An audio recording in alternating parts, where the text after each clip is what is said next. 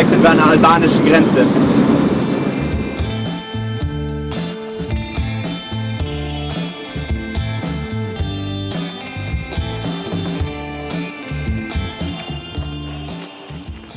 Ja, wir sind jetzt in Albanien angekommen und es hat auch alles wunderbar geklappt an der Grenze. Ja, war kein Problem. Wir haben 10 Minuten haben wir gebraucht. Genau, für beide Grenzübergänge, also es war total entspannt. Bei den Griechen wurden wir nur durchgewunken. Genau, die haben eher so gewunken und sich gefreut und haben uns da durchgewunken. Genau, das war gar kein Problem. Ja, und in Albanien eigentlich am längsten hat gedauert, dass die sich nicht einig waren, ob wir jetzt ein LKW oder ein PKW sind. Eigentlich sind wir ein PKW, weil LKW haben natürlich andere Sachen zu verzollen und sowas. Aber der Zoll wollte uns halt gerne dann als LKW... Also einer so, eine so, das war so ein bisschen hin und her. Aber das ist immer so, das kennen wir schon an Grenzen, genau. Deshalb ist das ganz normal. Aber nach 10 Minuten wirklich waren wir durch. Wir sind dann 25 Kilometer weitergefahren in die nächstgrößere Stadt, nach Gjirokasta. Ist auch eine sehr, sehr schöne Stadt und hier haben wir uns einen Campingplatz gesucht, ein bisschen außerhalb, weil wir das in Städten machen wir das eigentlich lieber, damit wir das Auto dann nicht so an den Straßenrand stellen, haben wir uns dann hier so einen Campingplatz gesucht. Ich glaube 1,5 Kilometer Fußweg in die Stadt, da ist man direkt so auch in die Innenstadt kann man gehen, ist echt hübsche Innenstadt. Genau. Wir haben auch so ein paar Aufnahmen halt gemacht, sieht man ja so alles sehr steil und also im Winter möchte ich da nicht hochfahren, wenn das alles übergefroren ist. Ich glaube, da bringt ein Allrad auch nichts mehr. Nee. Und ist eine schöne Stadt. Genau, und da haben wir dann alles erledigt, da sind wir dann hingegangen, ich weiß nicht, wir sind 10 Minuten gegangen und dann waren wir da und konnten alles erledigen, eine SIM-Karte kaufen, Bargeld holen, ist ganz wichtig in Albanien. Genau, die Karte wird hier kaum akzeptiert, selbst als wir die SIM-Karte gekauft haben, konnten wir nicht mit Karte zahlen, mussten wir alles mit Bargeld machen. Und also es ist hier, Kartenzahlung ist nicht so üblich, deswegen braucht man relativ viel Bargeld. Genau, aber das kriegt man, also Bankautomaten gibt es in den großen Städten auf jeden Fall überall und bis jetzt hat alles gut geklappt. Und dann sind wir abends hier wieder zurück auf den Campingplatz. Und der Inhaber hier, der hat ja auch ein kleines Restaurant, in dem waren wir dann essen. Und es war richtig tolles Essen, alles regional. Ja. Und der Campingplatz hier ist auch eher so ein bisschen im Winter solidarisch aufgebaut. Der ist das ganze Jahr geöffnet, aber im Winter hat er nicht alle Services. Nur für Strom muss man sagen. Genau. Aktuell ist halt kein warmes Wasser, weil das wird halt so in die Sonne gemacht irgendwie und das funktioniert wohl gerade nicht. Aber wir brauchen halt auch nichts bezahlen oder man kann geben, was man möchte. Genau. Das ist eigentlich ganz cool. Auch super netter Besitzer, das Restaurant war top. Und ja, genau. Und jetzt werden wir halt mal wieder weiter. Füllen gleich nochmal den Wassertank auf und dann geht es halt weiter. Wieder ein klein bisschen südlicher. Da soll so ein schöner See sein. Ich weiß den Namen nicht mehr. Blue Eye. Blue Eye. Blue Eye soll das sein.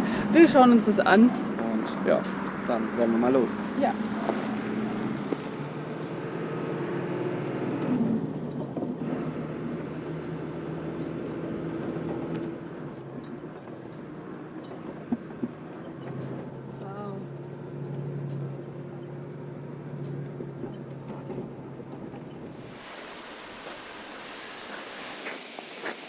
Wir sind jetzt hier am Blue Eye.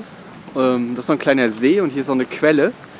Das ist super klar hier und das ist irgendwie Albaniens größte Quelle. Und hier kommen 6 Kubikmeter Wasser die Sekunde aus dem Fels.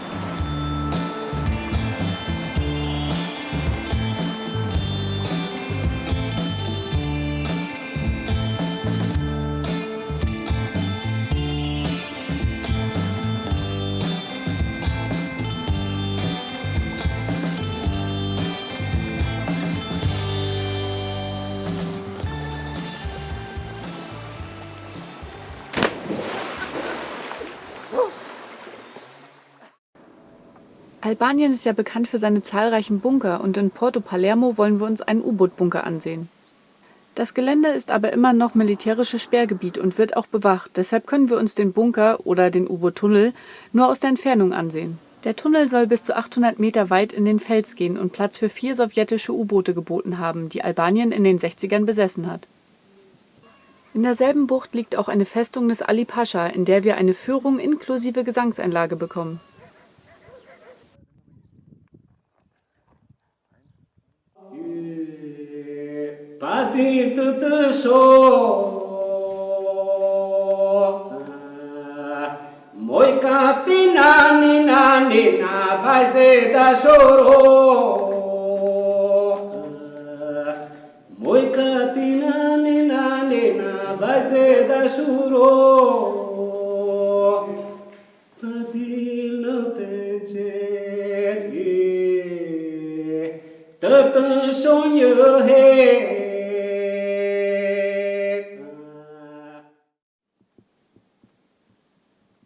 Ja, der Parkplatz ist vielleicht nicht gerade der schönste, aber wir gehen jetzt mal runter zum Strand und gucken uns den an.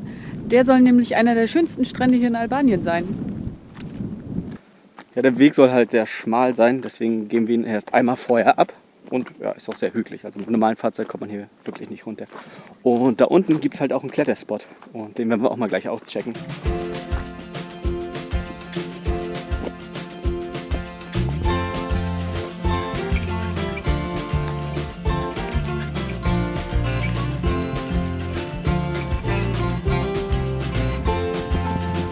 Ja, wir sind den Weg zum Strand jetzt halt doch nicht runtergefahren, also weil wir haben hier jetzt noch ein paar Freunde getroffen und die kommen da definitiv nicht runter den Weg. Und deswegen haben wir auch gesagt, bleiben wir hier oben stehen und ja, gehen halt zu Fuß den Weg runter. Das sind 15 Minuten Fußweg und gehen da dann jetzt ein bisschen klettern und wandern in der Schlucht, weil es sieht echt cool aus.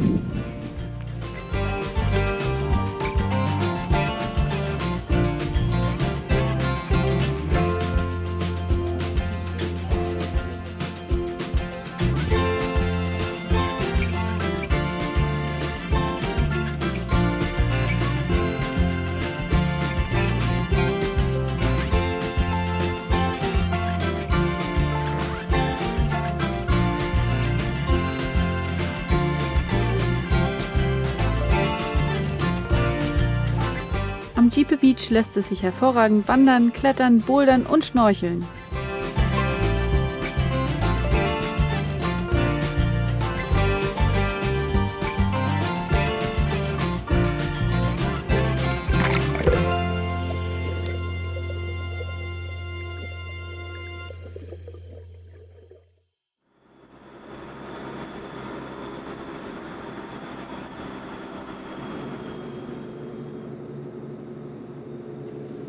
Wir sind jetzt vom Strand Djepe weitergefahren in den Logara Nationalpark und dazu sind wir über den gleichnamigen Pass gefahren, der auf ein bisschen über 1000 Meter Höhe liegt und haben hier einen ganz tollen, ruhigen Platz gefunden. Heute ist das Wetter echt gut, heute Nacht war es richtig doll kalt, und, aber sternenklar, wunderschön. Und in der Nacht kamen dann plötzlich noch so ein paar Leute mit Taschenlampen an unserem Fahrzeug vorbei und wir haben uns schon gewundert, warum die so spät nachts noch unterwegs sind. Und dann kam heute Morgen ca. 8 Leute mit 2 Polizisten über den Platz und haben uns gesagt, dass wohl 2 Touristen verschwunden sind und dass sie die jetzt suchen gehen. Wir hoffen natürlich, dass sie die wiederfinden und dass sie wohlbehalten zurückkommen.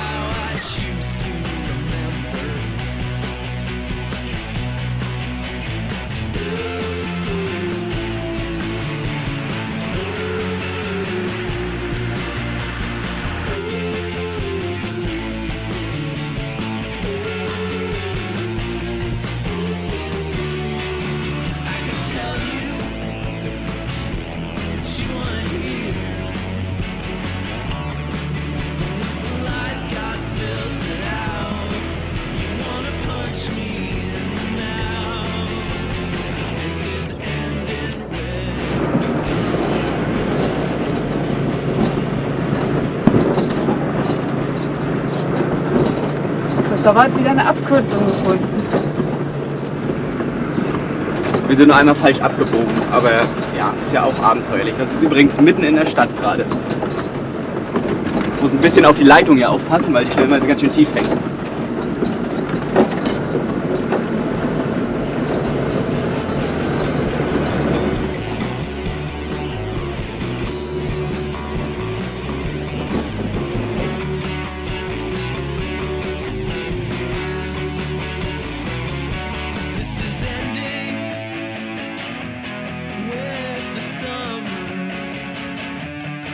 This is ending with the sun.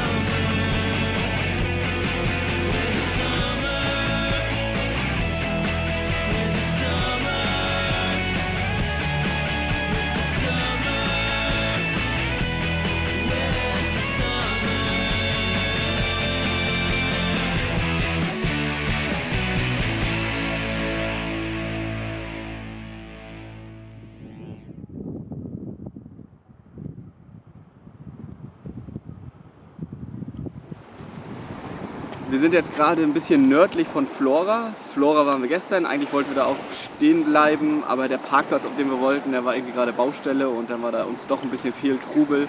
Und dann sind wir, ich glaube, nur so 10 Kilometer nördlich von Flora ist so eine kleine Lagune und da haben wir uns dann so einen Platz gesucht, das ist auch richtig hübsch. Hier sind viele natürliche Strände und so, liegt ein bisschen viel Müll rum, aber es ist halt alles vom Meer angespült, sieht man halt. Und das ist halt nicht so ein typischer Touristenstrand, der immer sauber gemacht wird. Und hier sind wir jetzt gerade ein bisschen wandern in der Gegend und das sieht hier echt cool aus. Hier sieht so Steinformationen, das sieht schon ziemlich interessant aus. Und hier wäre natürlich auch nochmal ein cooler Platz, aber hier waren so viele Moskitos, deswegen sind wir auf unserem Platz, auf dem wir stehen, glaube ich, ganz gut aufgehoben. Wir haben den Tipp bekommen, dass es etwas südlich vom Zwerneck Beach ein Bunkersystem gibt. Auf unserer Karte ist nichts verzeichnet, aber nach etwas Suchen finden wir den Eingang. Noch ein Stück weiter? Ja, gehen wir mal noch ein Stück. Ich kann in der Mitte gehen. Ja, willst du in der Mitte gehen? Ich glaube immer noch nichts geflohen. Ich weiß, was meinst du, warum ich in der Mitte gehe? Dann können wir uns ja auch wieder aufwecken. Hier ist eine Abzweigung. Ja, aber wir zweigen nicht ab. Na, aber dann verlaufen wir uns wieder. Sehr clever, also immer geradeaus. Oder Brotkrümel streuen. Aber wir gehen nach unten, glaube ich, oder? Ja, ich glaube, das stimmt ja, glaube ich. Ja, oh, das Gesicht juckt mal. Hier geht jetzt eine Treppe runter, wie es aussieht. Ja. Psst. Ist nur Wind. Da geht's wieder raus. Hier geht's auch noch weiter.